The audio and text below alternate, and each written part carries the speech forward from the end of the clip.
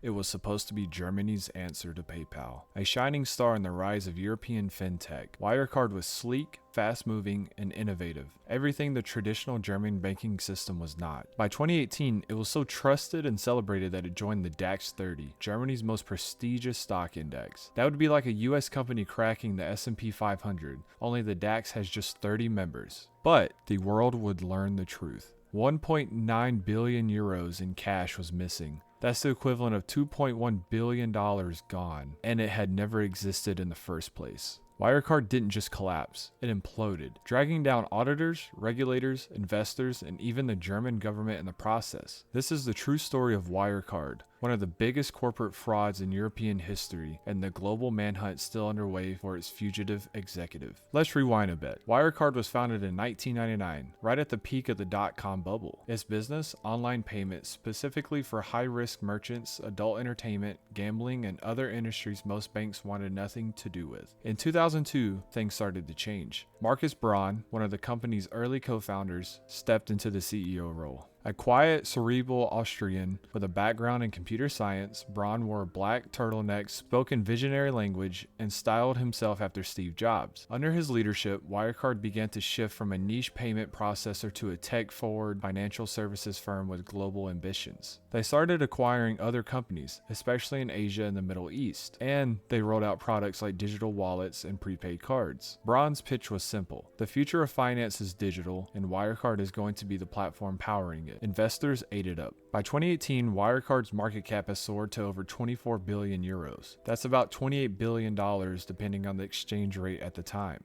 It was more valuable than Deutsche Bank, Germany's largest and most storied financial institution. Wirecard's rise was meteoric. It replaced Commerzbank in the DAX 30, becoming one of Germany's most high-profile companies. But inside the company, another figure was pulling strings behind the scenes. Jan Marsalek, Wirecard's chief operating officer. Marsalek was Braun's right-hand man, but where Braun was measured and technical, Marsalek was charismatic, mysterious, and as it would turn out, extremely dangerous. He cultivated ties across the globe, from Russian intelligence circles to Libyan militias, and operated deep in the shadows. Together, Braun and Marsalek sold a story of exponential growth, especially in Asia. Wirecard claimed it was processing billions of euro through third-party payment partners across the Philippines, Singapore, and Dubai. But there was a problem. Those partners? They didn't really exist, and neither did the cash. Wirecard's core fraud centered on fabricating revenue and inventing bank balances to support that lie. They claimed to have 1.9 billion euros sitting in escrow accounts in the Philippines. These accounts, they said, held client funds managed by the third-party partners, proof of their booming Asian business. But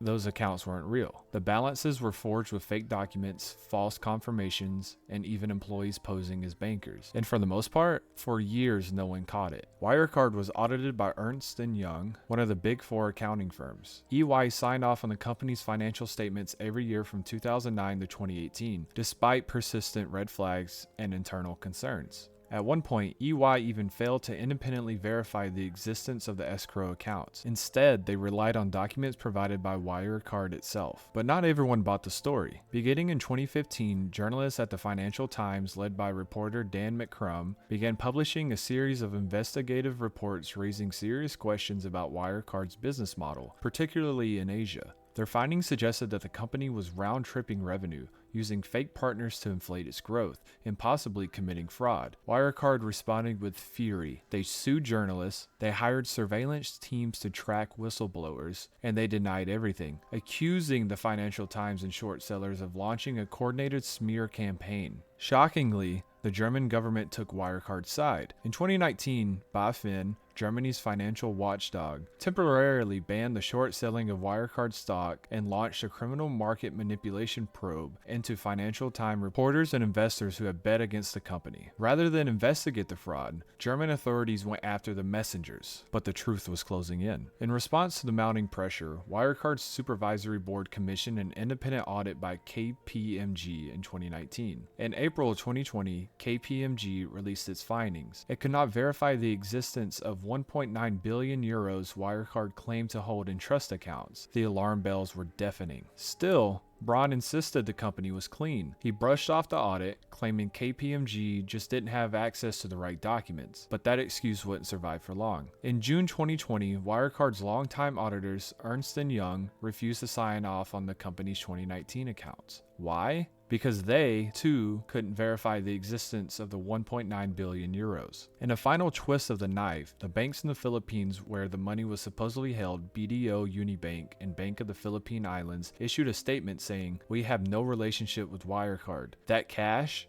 it never existed." On June 18, 2020, Wirecard admitted what many had suspected. There is a prevailing likelihood that the 1.9 billion euros does not exist. The fallout was instant and catastrophic. In days, the company's $13 billion market value crumbled, and on June 25th, Wirecard filed for insolvency. Markus Braun resigned and was arrested shortly after. He was charged with market manipulation, fraud, and embezzlement in July of 2021. But Jan Marsalek? He vanished. Reports say he boarded a private jet from Austria to Belarus the night of his suspension. From there, it's believed he made his way to Russia. As of today, Marsalek remains at large, a fugitive wanted by Interpol and rumored to be living under the protection from Russian intelligence. The collapse sent shockwaves through Germany's political and financial institutions. The public was furious. EY, once considered a gold standard auditor, faced lawsuits and regulatory scrutiny for failing to detect a years-long fraud, despite multiple red flags. BaFin, Germany's financial regulator, came under intense fire for protecting Wirecard and punishing whistleblowers. Its president, Felix Heufield, eventually resigned in early 2021 after widespread criticism. Even Olaf Scholz, Germany's finance minister at the time, now former chancellor, was forced to testify before parliament. He admitted the government had failed to adequately oversee Wirecard and promised sweeping reforms to restore trust, but the damage was done. Germany's reputation for financial reliability has been shattered. The scale of Wirecard's deception is still hard to comprehend. Prosecutors allege that the company has been falsifying revenue and profits since at least 2015. At its peak, Wirecard claimed to operate a global fintech empire, processing billions for customers on every continent. In reality, it was little more than a Potemkin village, a hollow shell propped up by forged documents and fake numbers. And yet, the fraud was sophisticated. Wirecard uses a web of over 100 subsidiaries, complex accounting structures, and third-party relationships to hide the truth. Its executives misled investors, auditors, and even regulators. And in the process, they erased billions of dollars in shareholder value. In November of 2023, Markus Braun's criminal trial began in Munich. He faces charges of market manipulation, fraud, embezzlement, and leading a criminal enterprise. He has pleaded not guilty, claiming he too was deceived by others inside the company. The trial is ongoing and expected to continue through 2025, with over 450 court sessions scheduled. But even if Braun is convicted, it won't solve the central mystery. Where is Jan Marsalek, and how did he manage to disappear so completely? Some reports claim he's living under Russian protection. Others believe he used a network of fake identities and government connections to vanish. His last confirmed location was in Belarus in June of 2020. Since then, nothing. So what can we learn from the Wirecard collapse? Number 1, trust but verify. Wirecard told investors what they wanted to hear: fast growth, global scale, and big numbers. But no one asked to see the bank statements. Number 2, regulators must be independent. BaFin was too close to the companies it was supposed to regulate. When journalists raised concerns, the watchdog became a guard dog, defending Wirecard instead of investigating it. Number 3, whistleblowers matter. From employees inside the company to reporters like Dan McCrum, it took courage to challenge the narrative. Without them, the fraud might have never been exposed. Number 4, complexity can be camouflaged. Wirecard used offshore entities, vague partnerships, and industry jargon to confuse outsiders. The more complicated it sounded, the more people trusted it. Number 5, the power of story is dangerous. Wirecard wasn't just a business, it was a symbol. Germany finally had a tech giant to compete with Silicon Valley. That national pride blinded regulators, investors, and media alike. In the end, Wirecard's downfall wasn't just a case of bad actors. It was a systematic failure across auditing, regulation, journalism, and corporate governance. It showed that even in one of the most advanced economies in the world, fraud can flourish when ambition outpaces accountability. The 1.9 billion euros might never be found. Jan Marsalek might never be caught, but the lessons of Wirecard will haunt European finance for years to come.